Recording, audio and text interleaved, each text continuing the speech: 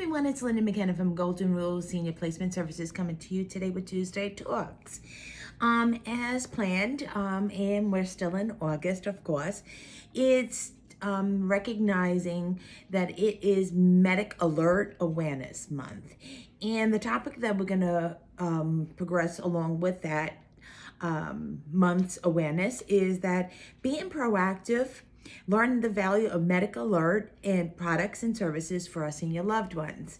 Being in the senior living industry for quite some time now, I have learned of a lot of services, actually products that are wonderful for the safety of our senior loved ones. So just to go into it, that Medical Alert Awareness Month is observed in August, and Medical Alert IDs have been around for decades. And if you remember, they used to be bracelets, necklaces, and a lot of them were worn especially for diabetics. So if there was an emergency, that somebody was walking, maybe on the street.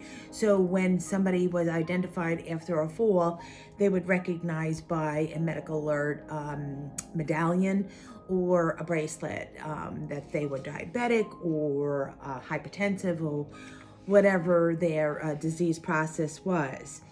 But we don't know the maximum yet, especially that we have the baby boomers growing up now, so more the need for ID. And it's essentially important for people living alone and for those who have potentially dangerous diseases that they cannot manage or need to be alerted to medical attention, especially for an emergency. It also helps personnel recognize medical conditions, medications, and allergies. When you go into a hospital, and especially if that you've been there before, there is a whole history and record of you. So they're easy to access it. So when you're arriving maybe in the ER or going for a certain procedure, your records are there, so the medical alerts are there for them, your disease processes, what your allergies are. But for those that while you're out alone in the community or at home, not many people have that access to that information.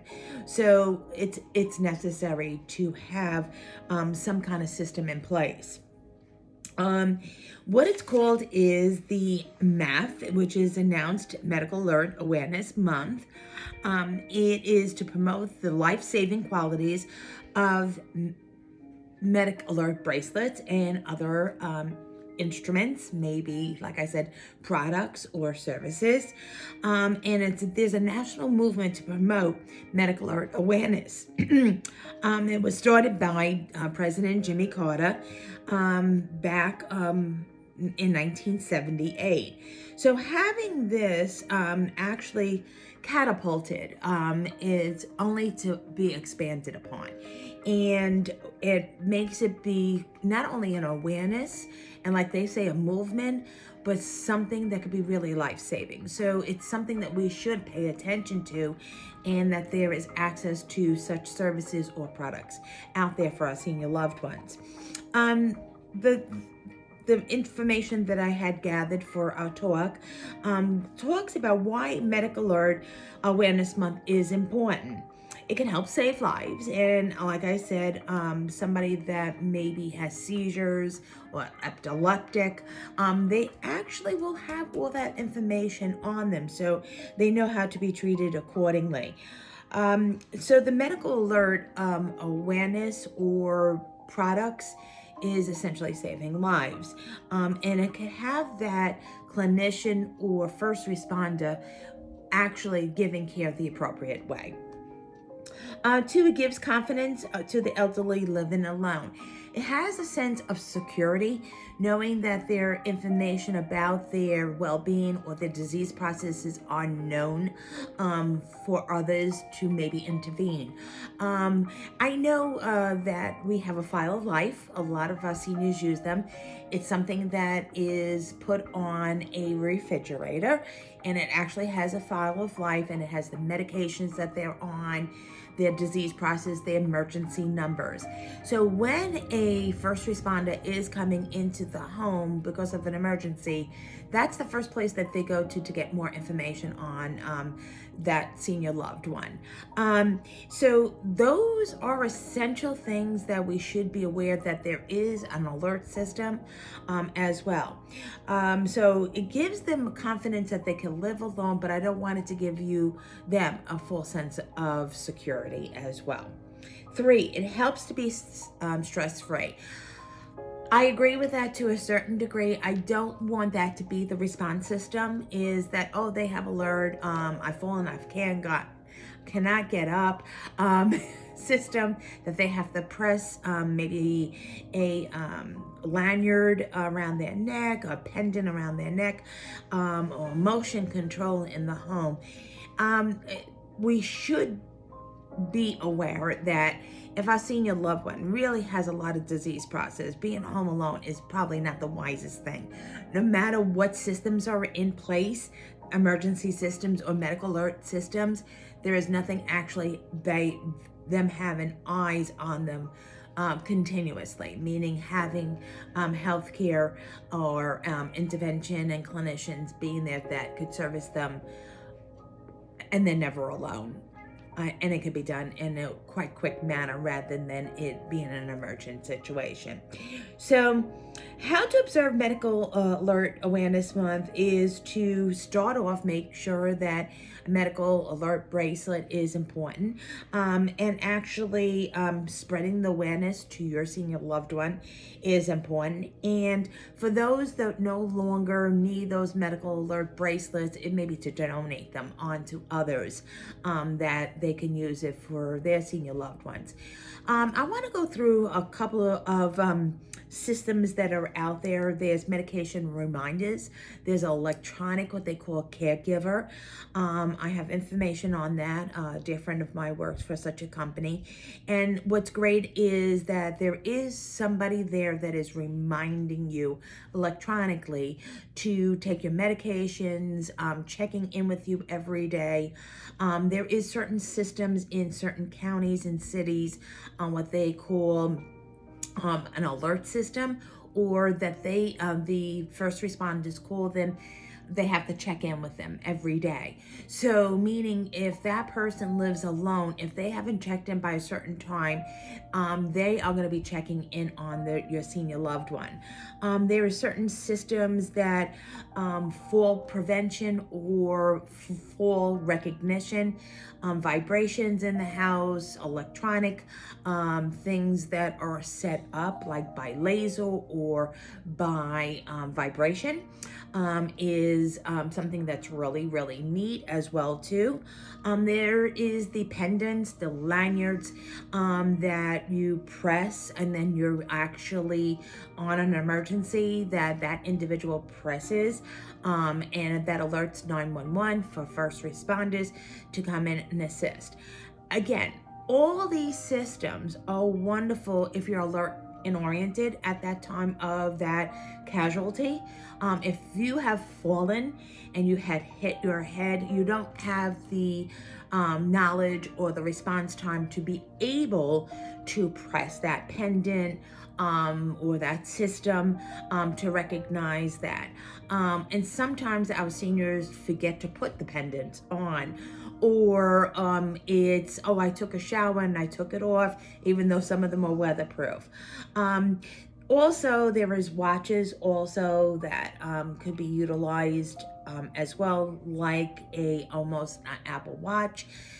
But if somebody has extreme medical conditions, or that of frequent falls, or is a full risk, and living alone, it's not solving all the issues. I'm going to be really honest with you, because if the person does have dementia, it really is a full sense of reality. So, but if we start early on, when you see there is a little thing that needs oversight, for your loved one.